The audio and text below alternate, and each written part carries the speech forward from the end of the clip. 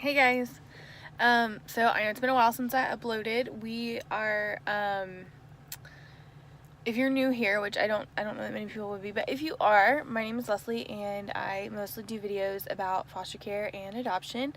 Right now we are in the process of adopting a 14-year-old girl, and things are going well. We just got back from our really long family road trip. We drove from Phoenix, Arizona to Nashville, Tennessee, and then to Kansas City, Missouri, and then back.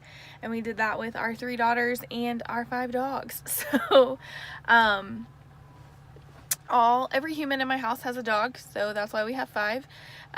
So much to the point that this is when we gain a human, we gain a dog, and my middle child, we drive by PetSmart, and they're doing the adoptions, and she goes, "We need to have another kid." And we're like, "Why?" And she says, "So we can have another dog." They just associate, okay, we get a new kid, we get a new dog. But we've let them know that is not the case, that we are tapped out right now as far as kids and animals. So, yeah. So my eldest daughter has a 5-month-old puppy, and his name is Duke, and he is adorable. But he's in the potty training phase right now, so he pooped in his crate last night, and she woke up this morning. Well, I woke her up this morning because she only takes about half an hour to get ready before school, and I was like, "Oh, baby pooped in his crate," and so she got as much of it cleaned up as she could before she left for school. And I think she was kind of hoping that I would take care of the rest of it, and I was like, "Well, I guess you're just gonna have to finish cleaning it up when you get home." She was adamant that she wanted a puppy. She did not want an older dog, and because she wanted to raise it. Well, now I think she is regretting that decision a little bit, but it's kind of nice because I have explained to her, it's like, this is just like having, well, not just like, but pretty close to having a baby. Puppies are like babies, and their commitment, and she's already done a little bit of that, "I don't think I have time for him," and I'm just like, well, sorry, you committed to this dog, he's not going anywhere. So yeah, we're still, she's kind of learning how to deal with those kinds of things. But we had court today, and it was a really positive day for us at court. They're working on setting an adoption date for us, which should be coming up in the next couple of months. We're very excited about that date. And a few other things that we are kind of lingering with some previous people went our way as far as how the court is handling that. So we're very excited about how that's going. She has been pushing some buttons on the road trip. She pushed a big button. A lot of these types of behaviors are in an effort to see if we're going to get rid of her. In fact, after she pushed a very large button on the road trip, days after that, we started hearing how things would go in other places she had lived, if she had done something like what she did. And she's still processing and learning how to just learning that, we're not those people, and trying to trust us. And so, we are appreciating that fact, that she is making the effort to trust us, but it is difficult. Another thing that we're having to deal with is other peer relationships, and previous peer relationships, and she's having to navigate the fact that her life is looking a lot different than the people that she used to associate with, because she has active parents, and by active parents I mean parents who are involved in her life. Sadly, a lot of teenagers don't have parents that can commit to being very involved. And I think that's somewhat the nature of the beast, is you have teenagers, and so they're more independent, and you feel like you can kind of separate from that kind of thing. Unfortunately, that's not always the case, and with our child, we missed so much that we're very involved in her life and the decisions that she makes, and she is very open to letting us be involved in those kinds of things. So we are having to exert a lot of trust with her, and it is challenging, but she so far is making the right choices for the most part, because we are repeatedly showing that she can come to us and talk to us about things, and we're not going to freak out about them, and we're not going to panic, and we're going to deal with what is. And something that's really hard for her right now is she is holding on to what was, and we're having to try and help her deal with the fact that, okay, that's what was, but that's not what is, and we have to deal with what is right now. And so that's probably been the most challenging as far as dealing with our teenage daughter. But I've said this before, and I will say it again: when you take in a teenager from foster care, you need to respect the fact that this child more than likely has had to live on their own, in a sense. And so they have life experience, and they've never had someone really to know better for them, because a lot of times the adults that were involved in their everyday life, I'm trying to find the best way to say this, they were not as successful as maybe you are, and so their personalities and their parenting advice is very different, and maybe on the same, their mindset may be on the same level as those teenagers that you were dealing with. And so,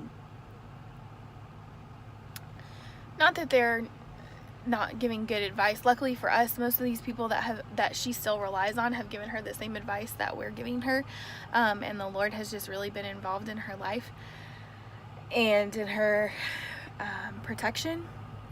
I think that's the thing that we are having to deal with a lot right now, is just allowing things to happen and praying that God is going to keep her safe in those moments when she has the potential to be emotionally wounded by other people, and when those people do hurt her, because they will, and there's nothing that you really can protect her from, because most of it is peers that she's had exposure to previously. You're kind of there just to catch them when they fall, and to help them navigate the fact that your life is different now, and you are on a different path, a more successful path, and while that may be hard to accept, it is a positive thing, and you shouldn't feel guilty about that, because there is going to be that guilt of like, well, you know, why am I doing better? I don't deserve to do better, because, you know, this isn't fair.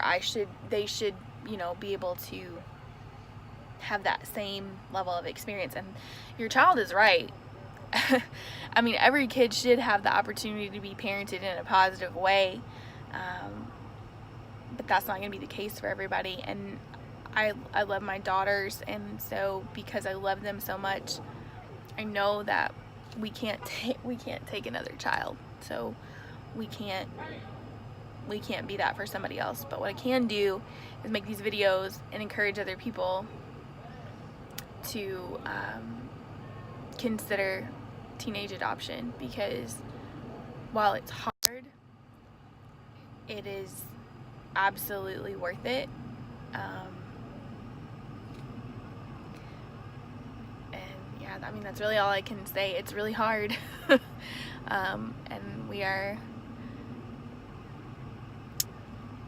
uncomfortable sometimes in our own home, but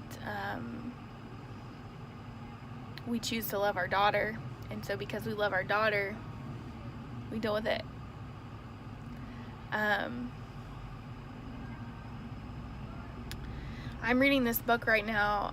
It's called The Gospel Comes with a House Key. It's a book that I actually got from my brother-in-law. Hi, David, if you're watching this.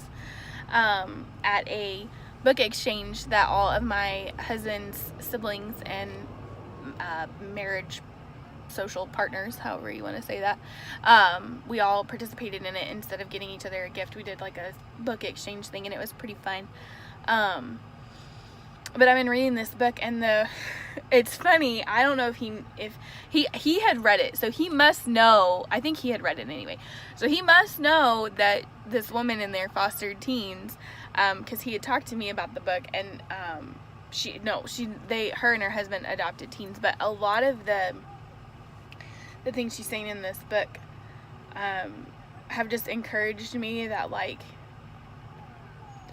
we're not the only people who do this, and that it is hard, and I'm not crazy. This is difficult.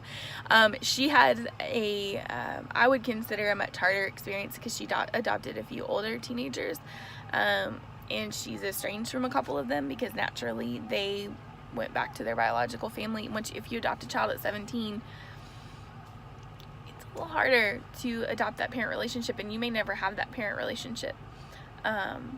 So navigating that is hard, but I mean, we're lucky. Our daughter does call us mom and dad. I don't even know that it registers to her that we have other names, which is so different from our previous adoption, where our kids called us by our first names for a very long period of time because we anticipated that they were going to go back to their mother. She calls us mom and dad, and I don't really know that she associates us with anything else. Part of that, and so this is the cool thing about teenage adoption, she's wanted a mom and dad for so long that when she goes to school and people ask, like, who's that person, she wants them to know that that's her mom. Like, she's happy that she has parents. And even when she's mad at us, like real mad, like, I don't want to live here anymore mad, we're still mom and dad. And yeah, that has happened. She has told us, you aren't my parents, or I'm not, she hasn't said, that's funny, that just occurred to me. She's never said you aren't my parents. She said, I'm not your kid. Which, that sentence in of itself places the blame on us that she's not our kid. Not that she doesn't want us to be her parents. So yeah, if you've seen Instant Family, some of the stuff we've been dealing with is what happens with the teenage daughter in that movie.